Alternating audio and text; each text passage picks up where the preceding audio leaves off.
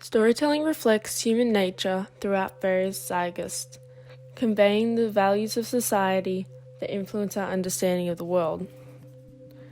The dystopian novel Brave New World by Aldous Huxley, 1894 to 1963, uses storytelling in order to represent human nature and infuses our understanding of the world while also expressing societal values.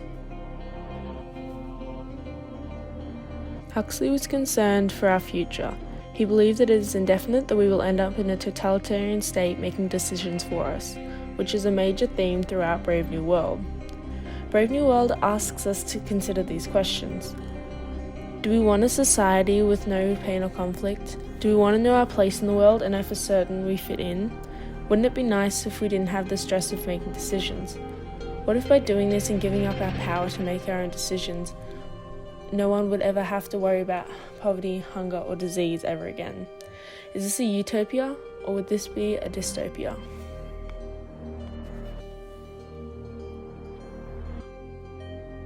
Set 518 years from now, in the year 2540, New London is a futuristic city run by the world state. This new world revolves around science and efficiency. Babies are no longer born naturally. Once born, babies undergo conditioning. Everyone has a predestined role based on their caste.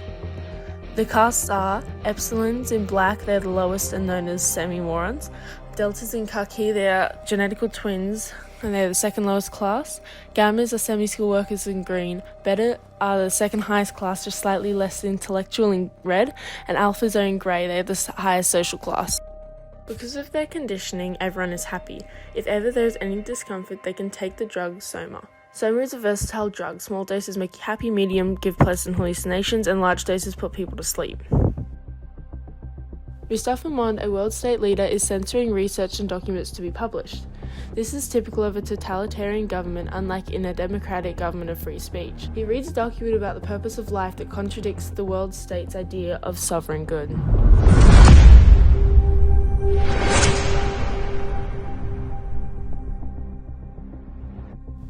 In taking a closer look at this scene, we can see the foreshadowing of Bernard and Helmholtz becoming individually conscious towards the end of the book, in Decondition the More Unsettled Minds Among the Higher Caste. This also refers to their current feelings of not fitting in. This portrays humanity's nature of individuality persevering despite attempts to eliminate it.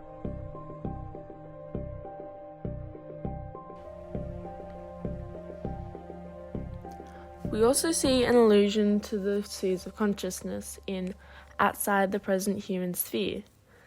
The spheres of consciousness are time, emotion, self-determination, extrinsic motivation to intrinsic motivation, unpleasant to pleasant. The people of the world state have lost this and therefore have lost their humanity.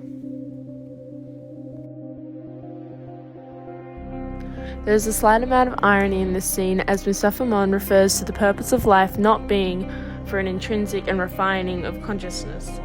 This is ironic as this is how a lot of people view the purpose of life, and it portrays the severity of Huxley's predictions for our future. The use of a long sentence suggests that this concept worries the world state. This would worry them as to remain in power, everyone needs to love what they do. If people gain consciousness and individuality, the world state will lose power and society will fall into chaos. To keep order throughout society, everyone is given Soma. The world state tells everyone that not happy or nothing at all.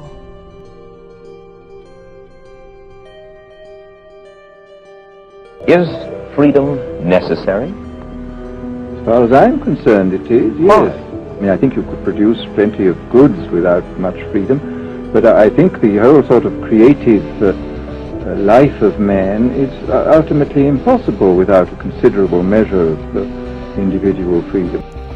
Brave New World tells us a lot about humanity, and it tells us of what life could be like if we forfeit our freedom and individuality for the greater community, for the sovereign good.